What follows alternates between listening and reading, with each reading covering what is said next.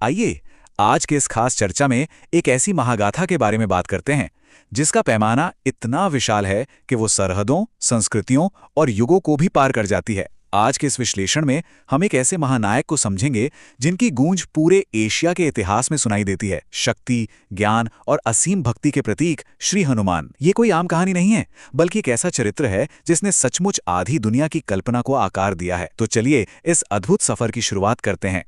जरा इमेजिन कीजिए, वो कैसा बच्चा होगा जो धधकते हुए सूरज को ही एक मीठा फल समझ बैठे। सटीक ज्योतिषीय घटनाएं बताती हैं कि आज से लगभग 85,58,112 साल पहले अंजनेरी पर्वत पर इस अलौकिक बालक का जन्म हुआ, और जन्म के कुछ ही समय बाद उनकी भूख ने मानो पूरे ब्रह्मांड को हिलाकर रख दिया। उन्होंने उगते हुए सूरज को देखा, उसे एक स्वादिष्ट फल समझा और उसे खाने के लिए सीधा अंतरिक्ष की ओर एक अकल्पनीय छलांग लगा दी। मतलब इस एक घटना ने ही साफ कर दिया था कि ये जीवन कोई साधारण जीवन नहीं होने वाला है। लेकिन आप सोच रहे होंगे कि ये असीम शक्ति हमेशा उनके पास वैसी ही रही। जी नहीं।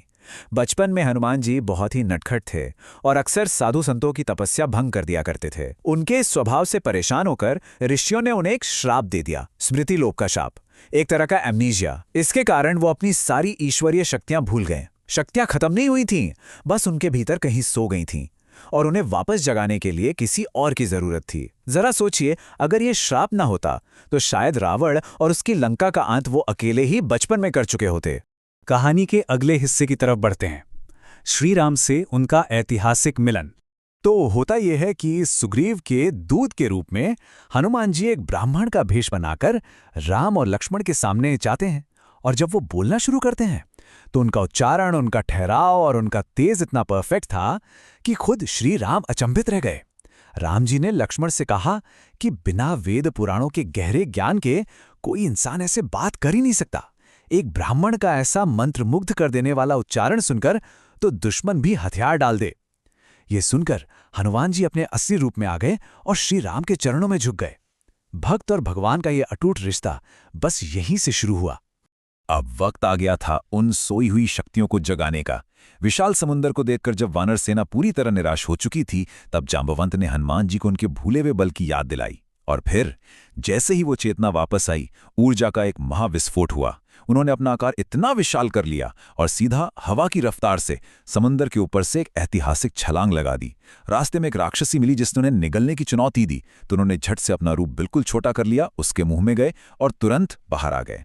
मतलब सिर्फ बाहुबल नहीं, ये उनकी परम बुद्धिमत्ता का भी सबूत था। और अब आते हैं कहानी के सबसे एक्शन पैक हिस्से पर, लंका दहन और संजीवनी पर्वत। यहां घटनाओं की स्पीड देखिए आप। सीता माता की खोज हो चुकी थी और रावण ने गुस्से में आकर हनुमान जी की पूंछ में आग लगाने का आदेश दिया। तो उन्होंने क्या किया, अपनी पूंछ को इतना लंबा कर लिया कि रावण के सैनिक थक गए, और फिर उसी जलती हुई पूंछ से उन्होंने पूरी की पूरी लंका जलाकर राख कर दी। लेकिन बात यहां एक खत्म नहीं होती। आगे चलकर युद्ध में जब लक्ष्मण मूर्छित हुए तो संजीवनी बूटी ढूंढने का वक्त नहीं था, तो हनुमान जी पूरा का पूरा द्रोणागिरी पर्वत ही उखाड़कर रणभूमि में ले आए। एक साम्राज्य को जला देना और एक पूरे पहाड़ को उठा लेना, ये उनकी असीमित शक्ति का एकदम सीधा प्रमाण है।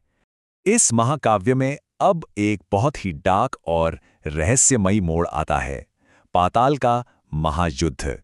रावण ने पाताल के राजा और काले जादू के मास्टर अहिरावण से मदद मांगी। अहिरावण ने सोते हुए राम और लक्ष्मण का अपहरण कर लिया। अपने प्रभु को बचाने के लिए हनुमान जी सीधा पाताल पहुंच गए, लेकिन वहां एक ऐसी शर्त उनका इंतजार कर रही थी जो लगभग नामुमकिन थी। उस मायावी जादूगर अहिरावण को तभी मारा जा सकता था जब 5 अलग अलग दिशाओं में रखे गए जादुई दीपकों को बिल्कुल एक ही समय पर एक साथ बुझाया जाए। ये तो इम्पॉसिबल टास्क था। लेकिन हम बात किसकी कर रहे हैं? हनुमान जी की डिक्शनरी में असंभव जैसा कोई शब्द है ही नहीं। इस रोंगटे खड़े कर देने वाले पल में उन्होंने एक अकल्पनीय और रौद्र रूप लिया, पंचमुखी अवतार। 5 मुख वाला एक प्रचंड रूप जिसमें गरुड़, नरसिंह, वराह, हयग्रीव और खुद उनका मुख शामिल था। और एक ही पल में अपनी एक ही असीमित श्वास से उन्होंने उन 5 दीपकों को एक साथ बुझा दिया और अहिरावण का अंत कर दिया। ये दृश्य सच में पराक्रम का चरम बिंदु था। पाताल की इस पूरी यात्रा में एक और हैरान कर देने वाला ट्विस्ट भी आया था। पाताल के मुख्य द्वार पर उनका सामना एक बेहद शक्तिशाली रक्षक से हुआ। और आपको पता है वो रक्षक कौन था? वो कोई और नहीं बल्कि उनका अपना ही अनजान बेटा मकरध्वज था। दरअसल लंका दहन के बाद जब हनुमान जी ने समंदर में छलांग लगाई थी तो उनके पसीने की एक बूंद एक विशाल मछली ने निगल ली थी, जिससे मकरध्वज का जन्म हुआ। खैर, हनुमान जी ने उसे आसानी से हरा दिया और श्री राम की आज्ञा से उसे ही पाताल का राजा भी बना दिया। चलिए अब बात करते हैं उनके व्यक्तित्व के सबसे महत्वपूर्ण पहलू की, अतुलनीय भक्ति का प्रमाण। युद्ध खत्म हो चुका था। अयोध्या में राज्याभिषेक का शानदार जश्न चल रहा था। इसी दौरान माता सीता ने अपने प्रेम के प्रतीक के रूप में हनुमान जी को एक बहुत ही कीमती मोतियों का हार भेंट किया। लेकिन दरबार में बैठे लोग तब एकदम सन्न रह गए जब हनुमान जी ने उन बेशकीमती मोतियों को एक एक कर तोड़ना शुरू कर दिया। जब लोगों ने हैरान होकर पूछा कि वो ऐसा क्यों कर रहे हैं, तो उन्होंने बड़ी शांति से जवाब दिया कि जिस भी चीज में मेरे प्रभु राम और माता सीता नहीं हैं, वो मेरे लिए बस पत्थर हैं, पूरी तरह से मूल्यहीन हैं। दरबार में कुछ लोगों को उनकी इस बात और भक्ति पर संदेह हुआ। और फिर जो हुआ ना, उसने सबको हमेशा के लिए निश्शब्द कर दिया। अपने प्रेम और समर्पण को साबित करने के लिए हनुमान जी ने भरी सभा में अपने ही हाथों से अपनी छाती चीर दी, और वहां मौजूद हर एक इंसान ये देखकर स्तब्ध रह गया कि उनके हृदय के ठीक भीतर श्री राम और माता सीता की साक्षात छवि विराजमान थी। ये सिर्फ वफादारी नहीं थी, ये एक ऐसा अलौकिक समर्पण था जिसकी कल्पना कोई साधारण मनुष्य तो कर ही नहीं सकता। अब इस चर्चा के अगले भाग में देखते हैं विभिन्न धर्मों में उनके रूप। इतनी महान गाथा को सुनकर ये समझना बिल्कुल मुश्किल नहीं है कि ये चरित्र सिर्फ भारत की सीमाओं तक क्यों नहीं रुका। हिंदू ग्रंथों में जहां उन्हें एक शक्तिशाली ईश्वरीय वानर बताया गया है, वहीं जैन ग्रंथों में एक बहुत ही अलग नजरिया देखने को मिलता है। जैन परंपरा में वे वानर नहीं हैं, बल्कि एक विद्याधर यानी एक अलौकिक प्राणी है। और सबसे दिलचस्प बात, जैन धर्म के अहिंसा के सिद्धांतों के अनुसार इस कहानी में हनुमान जी एक ऐसे योद्धा हैं जो कभी किसी की हत्या नहीं करते। अलग अलग संस्कृतियों ने उन्हें अपने अपने दर्शन के हिसाब से कैसे अपनाया है, जरा ये देखिए। तिब्बती बौद्ध ग्रंथों में वे राम और सीता के बीच प्रेम पत्र ले जाने वाले एक बहुत ही साक्षर और विद्वान दूत हैं। सिख धर्म में 18वीं सदी के दौरान खालसा आंदोलन के लिए वे एक बहुत बड़ी सैन्य प्रेरणा रहे। यहाँ तक कि कुछ खालसा योद्धा युद्ध के मैदान में उनकी तस्वीर लेकर जाते थे। और अगर हम दक्षिण पूर्व एशिया की तरफ जाएं, जैसे थाईलैंड के रामाकियन में, तो उनकी कहानी एक जलपरी सुवर्णमचा और उनके बेटे मैकचुनू के साथ एक अलग ही फैंटेसी मोड़ लेती है। इतने सारे रूप, इतनी सारी कहानियां, तो जाहिर है कि उनके नाम भी अनेक होंगे। महाबली जो सबसे वीर हैं, पवन पुत्र हवा के देवता के अंश, बजरंगबली जिनका शरीर वज्र के समान कठोर है, अंजनी सूत अपनी माता के दुलारे, संकट मोचन जो हर मुसीबत हर लेते हैं, रामेष्ठ परम भक्त, और फाल्गुन सखा जो महाभारत में अर्जुन के रथ की ध्वजा पर विराजमान थे।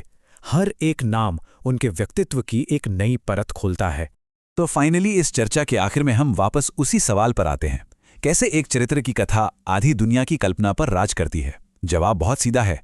श्री हनुमान सिर्फ असीमित ताकत का नाम नहीं है, वो ताकत के साथ जुड़े पूरे समर्पण, गहरे ज्ञान, तेज बुद्धिमत्ता और बिना किसी स्वार्थ की सेवा का सबसे बड़ा प्रतीक हैं। पहाड़ उठाना हो, समंदर लांघना हो या अपनी ही छाती चीर देना हो, उन्होंने सिखाया है कि जब शक्ति और भक्ति एक साथ मिलते हैं तो दुनिया में कुछ भी असंभव नहीं रहता। तो इस अद्भुत गाथा के साथ मैं आपको इसी एक सवाल के साथ छोड़े जाता हूं कि हम सभी के भीतर जो असीमित शक्तियां छिपी हैं, उन्हें जगाने के लिए हमारे जीवन का जांबवंत कौन है।